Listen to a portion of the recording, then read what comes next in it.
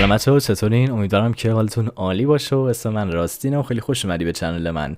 توی این ویدیو میخوایم بریم به بدترین افتضاح ترین ترکی که توی متال فارسی تا حالا ساخته شده بهش ریاکشنی نشون بدیم و مطمئنم که بعد این ویدیو، یعنی زندگیت اینجوریه قبل این ویدیو و بعد این ویدیو، مخصوصا اگه متال هدی، این ویدیو خیلی به دردت میخوره، چون قراره تو رو با یه ترش آشنا کنم، یک افتضاح خالص، یه چیز چه میدونم، واقعا واژه کم میارم واسه این. فقط قبل از اینکه شروع بکنیم من بهتون بگم که اولین بار این کانتنت رو، یعنی کسی که به این ترک ریاکشن رفت، کانال صالح بود یا همون ریل ایکس اسنیک، که حالا خواستم اینو اینجا بگم که حالا به هر حال میدونید که نگین کسی کپی کرد و این داستانا، چون بالاخره آره ایشون کانتنت کریتور خیلی خفنیه. خلاصه که از طریق همون بود که من با این موزیک آشنا شدم و جا داشت که این رو بگم. و یه نکته دیگه، اگرم هی داری به خود کلنجار میگی که این کیه، این بچه‌ها منم در واقع. اینا خوب معلومه، آره اینا خودم. هم الان میگی که چقدر این از خود راضیه که عکس خودش رو چاپ کرده رو تیشرت، ولی این یه زمان برند خودم بود در واقع رسما. تو کانال یوتیوب قبلیم این همچنان عکسش هست با 300 تا سابسکرایبر.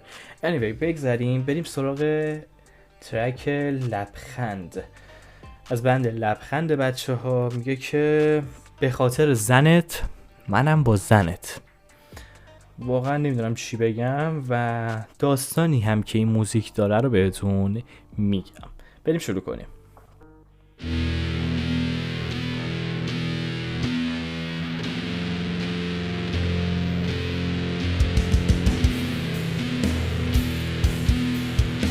خب من فقط یه چیزی بهتون بگم همین اولش، ببخشید پاز زدم. نیاین بگین که اینسترومنتالش خوبه، چون اینسترومنتالش هم کپیه در واقع. آره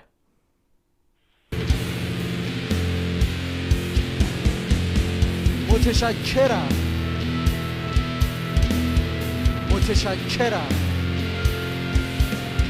و اینو میدونم، من اینو میدونم. بچه‌ها یه نکته بهتون بگم، موزیک از الفاظ خوبی استفاده نکرده، بنابراین حتما هندزفری استفاده بکنید یا همین حالا بالاخره یه صداشو کم بکنید یا هندزفری استفاده کنید، چون خلاصه که یه وقت دچار مشکل نشین، حالا پیش خانواده‌تون یا کسی دیگه گوش میدین، این مسئله هم وجود داره. تا اینجا که وکال افتضاحه، فقط یکم میشه رو اینسترومنتالی که کپیه حساب باز کرد. واقعا نمیدونم چی بگم. بگذاریم. دوستش داری ولی میترسی که دریچه کسش با یه فوت کوچولو باز شه.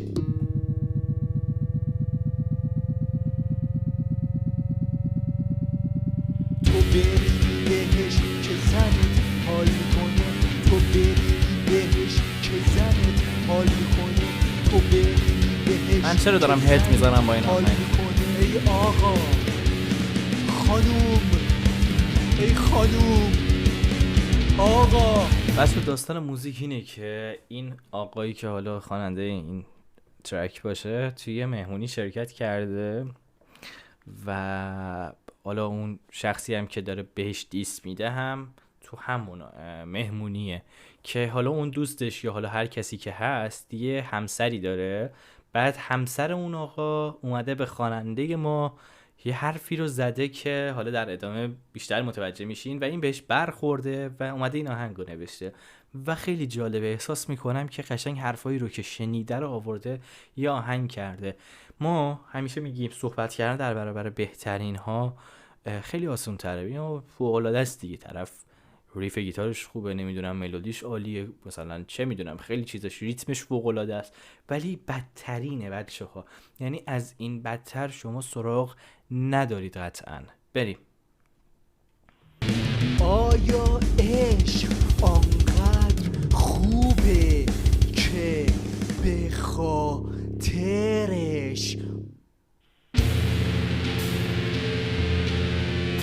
آدم میکشی؟ میدونم عدد 1 و از رو کی ساختم. آیا عشق آنقدر خوبه که به خاطرش آدم میکشی؟ یعنی چی واقعا؟ یعنی مثلا آیا عشق اونقدر خوبه که تو به خاطر مثلا این داستان مثلا زنت بیاد منو ضایع کنه و به خاطر اون عشقی که بهش داری بهش چی نگی، منی که رفیقتم مثلا؟ واقعا عجیبه.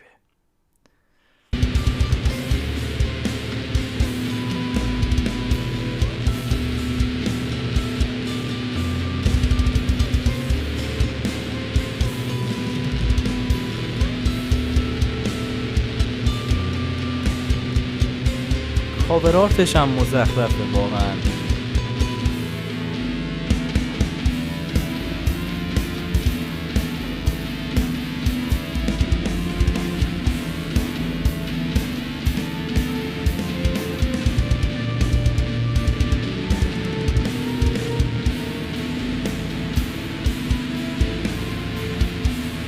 این الان مثلا اون ملودی وسط کارشه دیگه قشنگ.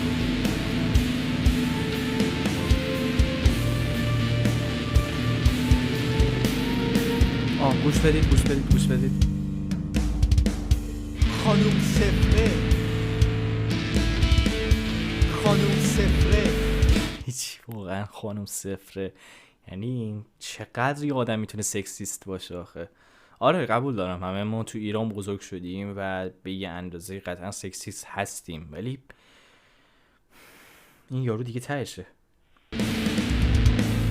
خانوم صفره نگرانم و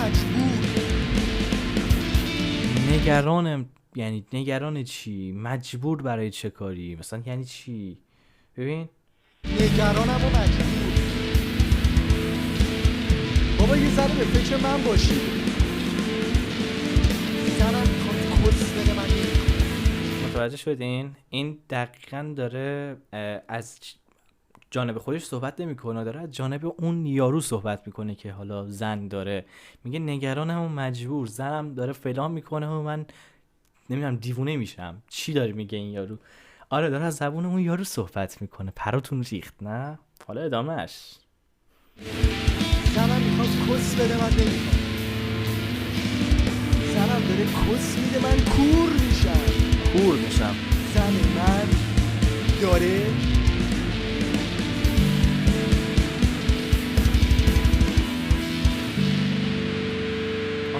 گوش بدید اینجا بچه‌ها، اینجا رو گوش بدید. یه ذره میذارم عقب‌تر. داره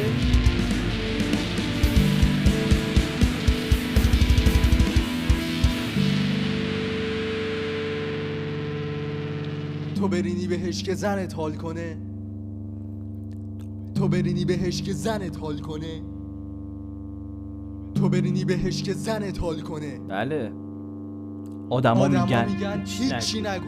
آدما میگن هیچی نگو. آدما میگن هیچی نگو.